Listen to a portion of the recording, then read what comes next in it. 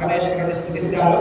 ఇంకో శ్లోకం నరత్వం దేవత్వం నగవనమృగత్వం అశకత పశుత్వం కీటత్వం భవతు విహగత్వాది జననం సదా తత్పాదాబ్జ స్మరణ పరమానందలహరి విహారాసక్తం చేద్ హృదయ విహగింతేన పరుషా. నరత్వం నాకు నరజన్మైనా ఇవ్వు, దేవత్వం దేవజన్మైనా ఇవ్వు, దేవతలుగా అయినా జన్మనివ్వు, నగ కొండలుగా అయినా జన్మనివ్వు, వనంలో ఉండేటటువంటి వృక్షముగా అయినా జన్మనివ్వు, మృగత్వం మృగము వలె జన్మనైనా ఇవ్వు, అశకత దోమ వలె జన్మైనా ఇవ్వు, పశుత్వం పశువుగా అయినా జన్మనివ్వు, కీటత్వం ఒక పురుగుగా అయినా జన్మనివ్వు, భవతు విహగత్వాది జననం ఆకాశంలో సంచరించేటటువంటి పక్షిగా అయినా జన్మనివ్వు.